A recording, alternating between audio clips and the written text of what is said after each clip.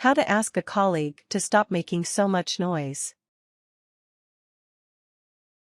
If you have a noisy colleague at work, it is likely that you will feel irritable, unsettled, or bothered in your daily routine as the sounds of this person cut into your thinking, phone calling, and working sessions. Don't feel afraid to take action, though. It is possible to be polite and still advocate for the kind of workplace you need. Method 1. Talking directly to your colleague. 1. Initiate a casual conversation with your colleague. Try to start the conversation in a positive way. You can talk about shared interests, or your life outside of work. Be friendly, and avoid seeming frustrated. Asking them about their life shows you're interested in them as a person. You can say something like, "How was your weekend? Did you get to spend some time with your family?" You can let them know how you're doing. This can also be a way to introduce the idea that you're having a hard time focusing. You can say, "I finally got some rest this weekend. I'm hoping that will help me have more energy and focus this week." 2. Ask if they've had any difficulties in the workplace recently. Before you assume that they're the one causing all the problems for you, find out how things have been for them. You may learn that they're having a hard time focusing, or have been frustrated by something you're doing. Really listen to your colleague's answer and consider what you can do to help make their working environment better. For example, they may be making a lot of noise to block out the sound from another department. In that case, the two of you could approach that department together. It's possible they haven't had any difficulties in the workplace. They may just not realize that their noise is disturbing. 3. Let them know you're having trouble focusing. Avoid sounding like you're complaining. Focus on the ways that their noise is preventing you from being productive in the workplace. Make sure they know that this isn't just about your personal preference, it's about your ability to do your job.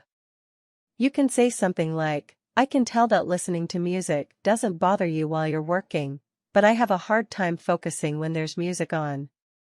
And I hear your music very loudly at my desk." Be honest without expressing judgment.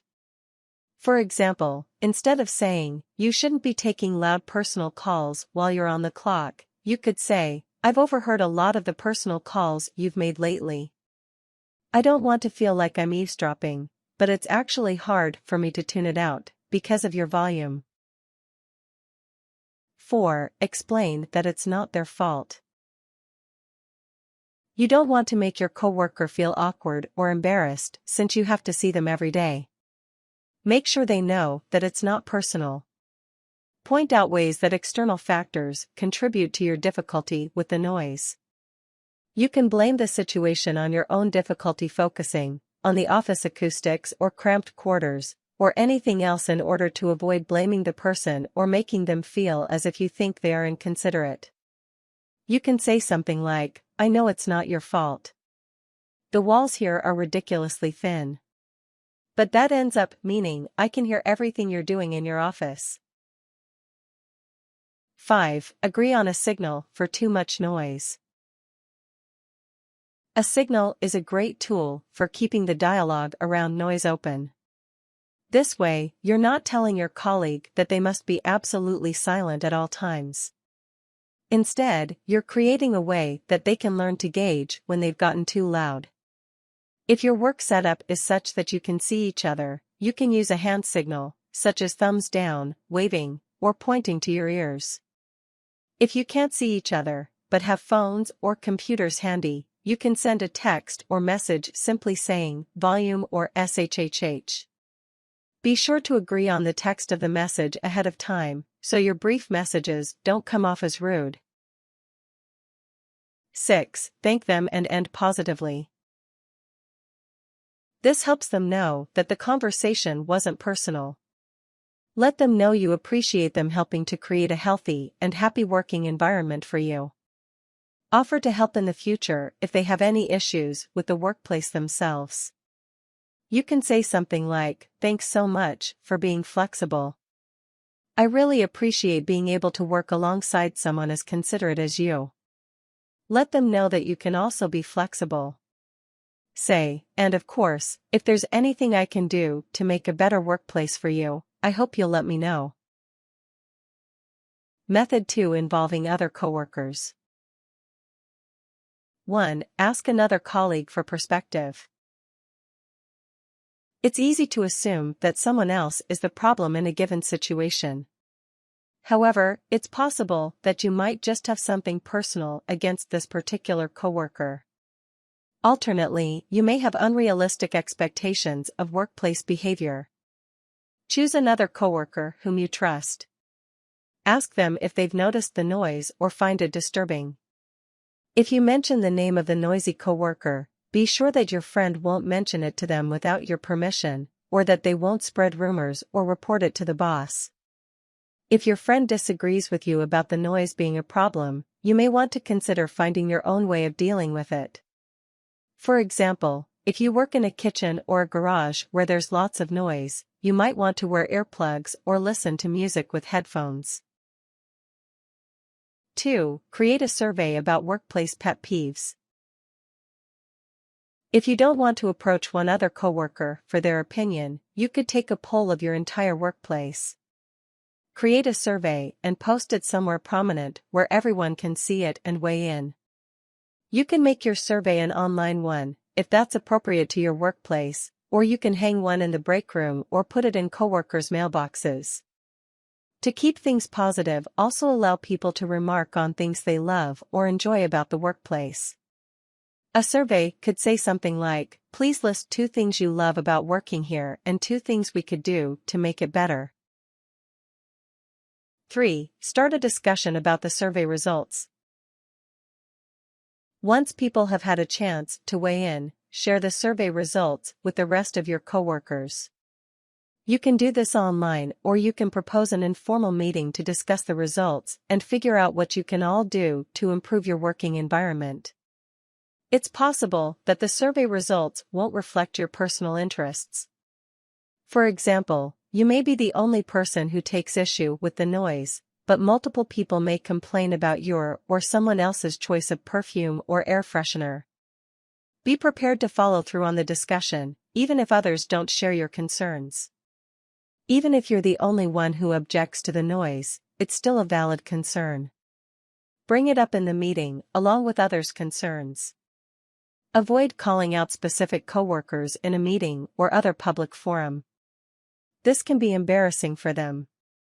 Establish workplace guidelines and expectations and assume that your noisy colleague will take responsibility for themselves. 4. Work as a team to create new workplace guidelines. If you've decided to create a workplace discussion, you've likely excluded your manager or boss from the discussion.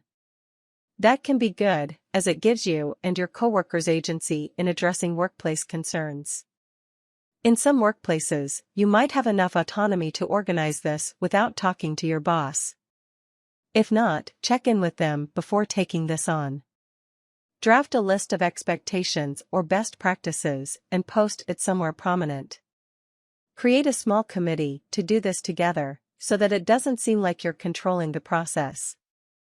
If possible, designate some space in your workplace as quiet space.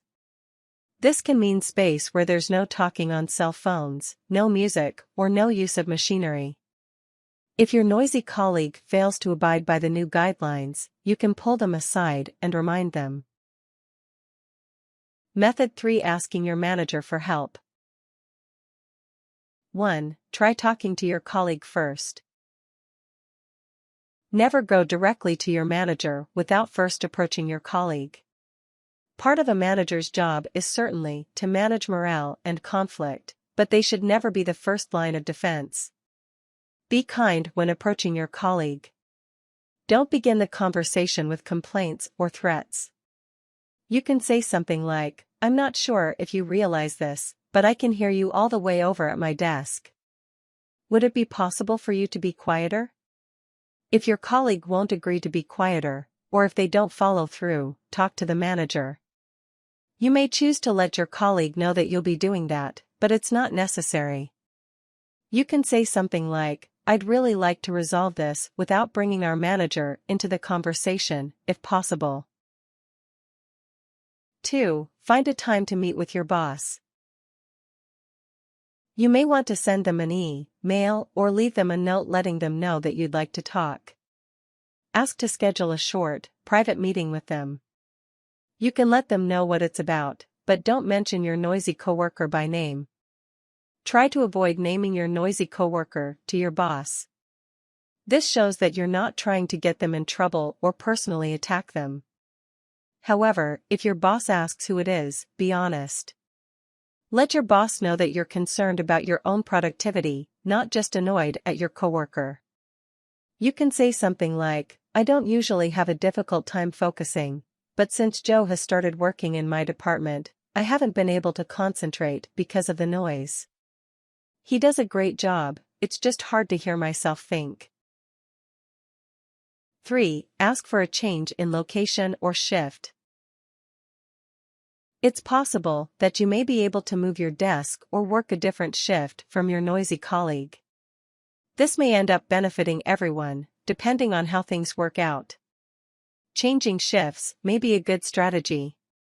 For example, restaurants can be noisy places to work. If your loud colleague works the dinner shift, try switching to work breakfast when it's quieter. If your noisy colleague works in one area of the office, see if you can be transferred to another space that is known to be quieter. Tips. Even if the noise is very frustrating, avoid seeming irritable or annoyed with your coworker. If you do, you'll give off the impression that you are frustrated with them personally, rather than concerned about your own productivity. Make sure you're being as considerate of a colleague as you'd like others to be.